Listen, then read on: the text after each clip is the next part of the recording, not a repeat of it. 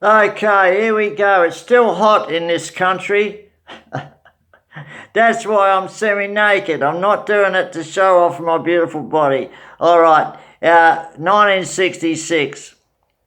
It rained in Sydney, and my cheap desert boots with crepe soles were leaking and my feet started to wither. It was like walking on pasty white sponge.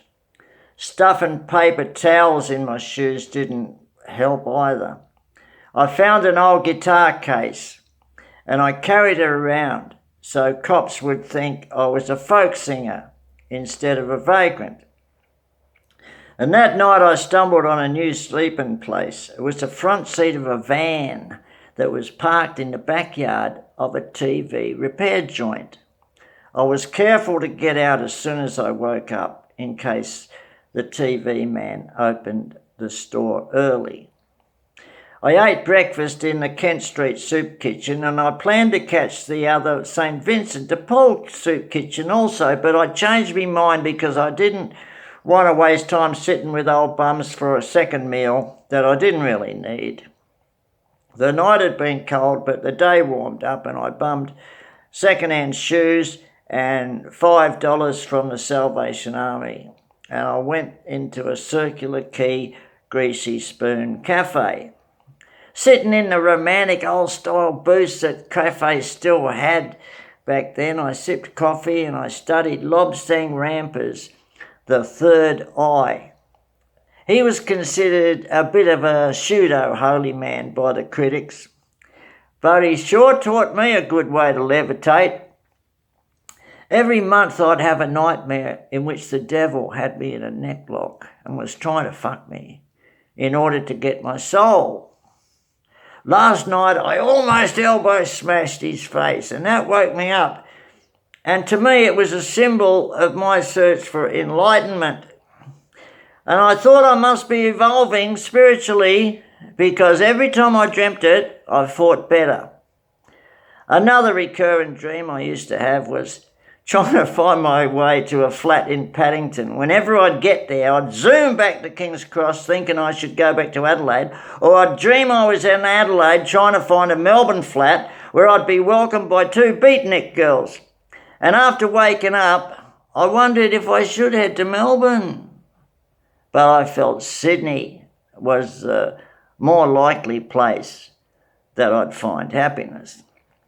The cafe owner looked worried that I'll be there all day, so I got ready to pay, but a cowboy-looking bloke, aged about 25, with black hat and a guitar case, strode in, and he sat opposite me, and he said, "Can you spare a cigarette, man?"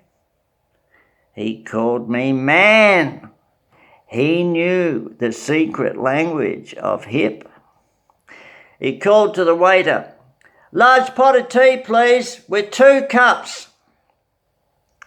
I gave him a Viscount cigarette from my packet of 10. They used to sell packets of 10 back then. And we lit up for 1 and 3pence, I remember, 1 and 3pence. 1 shilling and 3pence for 10 fags. And but mostly cigarettes came in packets of 20 back then. There was nothing over 20 in the old days. He said, "Thanks, man." He lit up and he said, "I'm John Fogerty." Now, not the singer John Fogerty. I'm talking about a Sydney guy called John Fogerty. He was a very well-known sort of beatnik type, but I didn't know that yet. He said, "Thanks, man. Share my tea if you like. I've seen you around. What type of guitar you got?" Well, I'd been searching the universe for so long. It was great to meet a potential beatnik. I machine gunned him with the verbal jazz I'd been keeping inside. I said, "No guitar, just a couple of shirts and a cold pie from the soup kitchen. I carry it so the fuzz think I'm a folk singer and not a vagrant. I've had 2 vagrancy raps in 2 years, and I'm bugged about it. How dare they arrest a cat just for having no bread?" And Fogerty asked, "Got anywhere to stay?" And I told him about my TV repair van.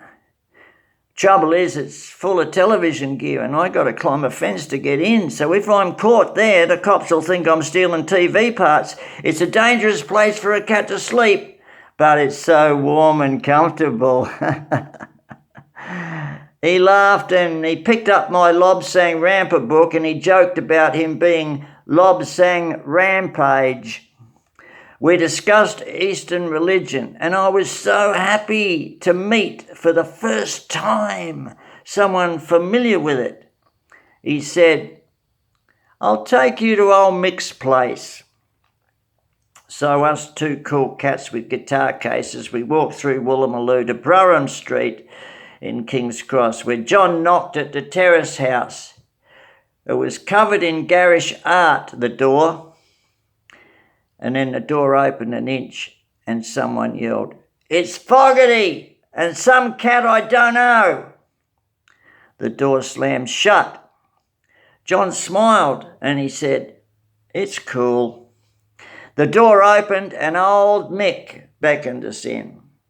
He was about 70, thin and small, long, lank grey hair, olive corduroy pants, and a drab cardigan.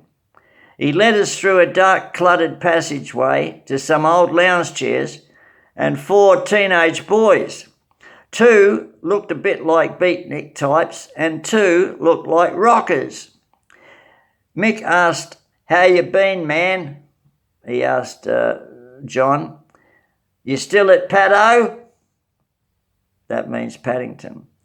And Fogarty answered, "No, I'm living with English Paul and Eula and Jesus Adam. We just got back from Darwin. There's a cool scene developing up there. It's like the new frontier, with a saloon on every corner and no pigs." That means cops. "We found a dingo on the road, but the neighbours don't dig it." They discussed dingoes for a while, and old Mick said, "If they complain to the council and send an inspector, you can leave it with us for a few days." John smiled and said, "Thanks, man. I'm greatly relieved." I listened enthralled to be among bohemians like I'd read about in Kerouac. In the untidy kitchen, a kid dabbed at a canvas on an easel. He had a goatee and a polo neck jumper, like a real artist. But I acted as if I'd been around such anarchy all my life. I needed this mob to think me cool. I wanted so damn much to belong to their subculture. And I could tell from the small talk that there were other houses in this existential society. I used the word existential, but I didn't really know what it meant. It just described my vision of willingness to live a crazy life. Old Mick, he glowed with laid-back humour. A self-depreciating smile was never far from his face, and he peered over his reading glasses. "Do you take drugs, Casper?" I says, "No, I don't dig drugs. I'll never take any." One of the kids rolled their eyes, but Mick was pleased by my answer. And I was sincere at the time. He went to the kitchen and bought me 2 cupcakes. He said, "Casper, would you like to crash here until you get on the dole? You can use this as a postal address so they can send you checks." Showing no emotion, as usual, I hid my elation and said, "Oh, yeah, okay." Mick gestured to a tiny alcove underneath the stairs. "You can sleep here," he said. "It's clean and there are no rats. There's a mattress, and if you pull that curtain across, you'll have your own little cubby house. When your cheque comes, you can pay a few quid towards rent and tucker. Do you play your guitar a lot?" I clued Mick in. "My name ain't Casper." Ain't was an affectation I'd picked up from American movies. I hated Australia's square method of speech, and I did everything to sound like that new hip singer Bob Dylan. These days I've learnt my lesson and treasure Australia's laconic laid-back lingo. I told Mick, my name is Casbah. Back in high school, I said to chicks, come with me to the Casbah. I thought they'd dig a Hollywood quote. The next 2 weeks, I met people, exciting people, and connected with the scene, the holy grail that I'd been searching for 4 vagrant years. Mick loved the Zen way that I washed dishes and helped around the house. I was shy, but I hid it by pretending I was a monk in a Zen monastery, and everyone was my equal. No one was above or below. And that's a good way to live. Inquisitive neighbours may have thought old Mick a pedophile with a house full of kids, but he was not interested in sex or romance. He just enjoyed being with the unconventional young people that gravitated to the freedom of King's Cross. He and I would sit outside the only King's Cross TAB betting agency in a group of shops called The Village and study the racing form. The Village was a meeting place for the new but growing hippie culture. I think Squares thought we were selling pot, but nobody I knew had any connection to that at the moment. A few members of rock groups like the Purple Hearts and the Missing Links would drop by sometimes to rave about records and what was happening. I should have learnt guitar. I was a fair singer, but I was too busy looking hip to do much or to study. And one day I gathered my courage and sought out the place I'd heard was the centre of Bohemian culture, the Royal George Hotel. Back then it was on the corner of, I can't remember. 2 months before, after those guys raped me, one had said, try the Royal George. It's ironic that the trauma of that occurrence had faded, that the George now became my operating base. It was there I heard discussions of important issues with people that I respected.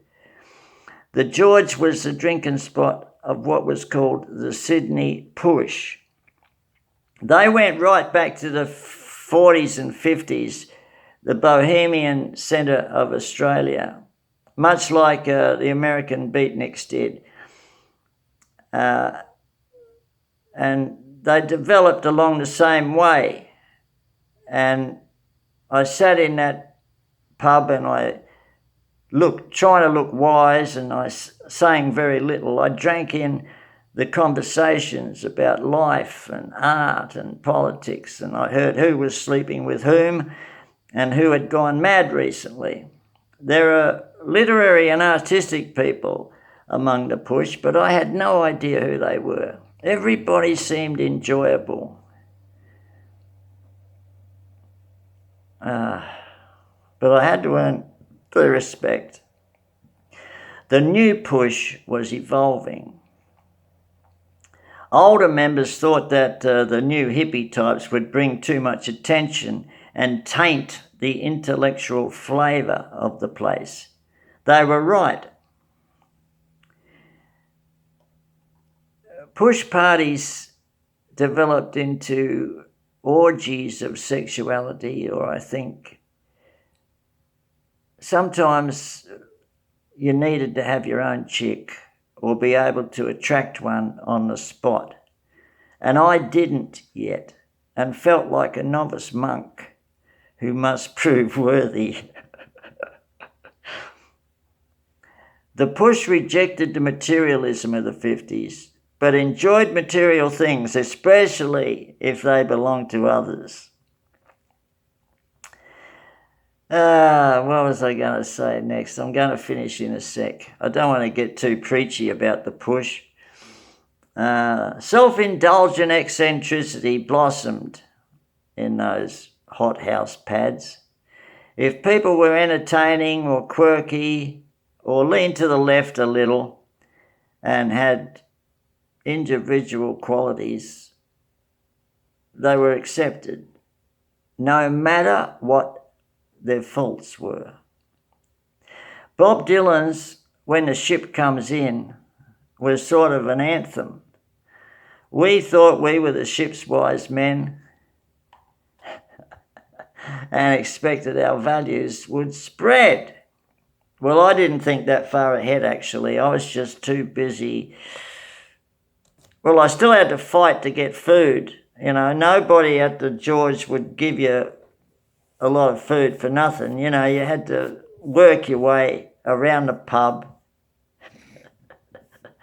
and get yourself friendly with somebody with money. You know, it wasn't like a whole peaceful love-in.